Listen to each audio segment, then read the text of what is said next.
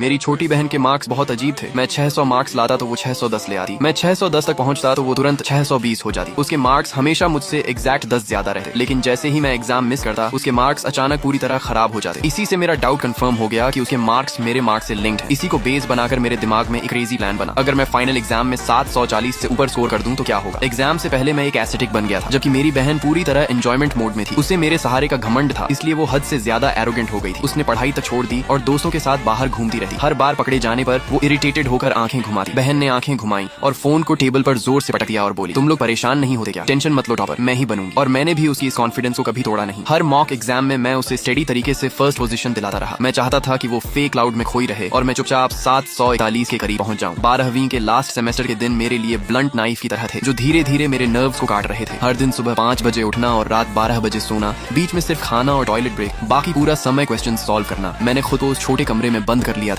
जहाँ सालों से सनलाइट नहीं आई थी। मैं एक नॉन स्टॉप मशीन की तरह परफेक्टली ऑपरेट कर रहा था। बहन का कमरा मेरे बगल में था। वहाँ से कभी उसकी दोस्तों के साथ वीडियो कॉल की हंसी आती या ड्रामा देखते वक्त उसकी एग्जैजरेटेड रिएक्शंस की आवाज। कभी कभी वो जानबूझकर आवाज बहुत तेज कर देती, जैसे मुझे प्रोवोक कर रही हो, लेकिन मुझे फर्क नहीं पड़ता था। मैंने नॉइज इग्नोर करना सीख लिया था। मेरे दिमाग में सिर्फ एक आवाज घूम रही थी, 741। ये नंबर मेरे दिल में एक नेल की तरह घुसा हुआ था। जब भी मैं हार मानने लगा मैं उस पर जोर देता और पेन मुझे जागते रहने पर मजबूर करता। मार्च में लिन शाओक्सियाओ बार बार मेरे कमरे में आने लगी। शुरू में मैंने ध्यान नहीं दिया, सोचा कुछ ढूंढ रही है, लेकिन बाद में मुझे कुछ अजीब लगा। उसकी नजरें बदल गई थी, उनमें सस्पिशन और टेस्टिंग था। एक बार मैं मैथ का टफेस्ट क्वेश्चन सॉल्व कर रहा था। वो दरवाजा खोलकर अंदर आई और मेरे पीछे खड़ी होकर काफी देर तक मेरे रफ पेपर को देखती रही। उसने पूछा, भाई तुम आजकल इतना मेहनत क्यों कर रहे हो? मैंने बिना ऊपर देखे कहा, ठीक ही है, एग्जाम पास है तो पढ़ना तो पड़ेगा। लिन शाओक्सियाओ थोड़ा पास आई और मेरे लिखे को देखने की कोशिश करने लगी और बोली, लेकिन तुम पहले इतना सीरियस नहीं थे। मेरे दिल में हल्का सा झटका लगा, लेकिन चेहरे पर कुछ नहीं दिखाया। मैंने जानबूझकर साई भरी और पेन रखकर थके होने का नाटक किया और कहा, पेरेंट्स का प्रेशर है, अगर अच्छे कॉलेज में नहीं गया तो खर्चा बंद कर देंगे, मैं क्या कर सकता हूँ। लिन शाओक्सियाओ का एक्सप्रेशन रिलैक्स हो गया और उसके चेहरे पर हल्की मॉक वाली स्माइल आई और बोली, तुम और टॉप कॉलेज। फिर वो मुड़कर चली गई और जाते हुए बोली, ज्यादा मेहनत मत करो, वैसे भी टॉपर मैं ही बनूंगी। मैं उसके पीछे जाते हुए फिगर को देखता रहा और कुछ नहीं बोला। दरवाजा बंद होने के बाद मैंने फिर से पेन उठाया और हल्का सा मुस्कुराया। बहुत अच्छा, ऐसे ही मुझे अंडर एस्टिमेट करती रहो। तुम जितना मुझे हल्का लोगी मैं उतना सेफ रहूंगा। लेकिन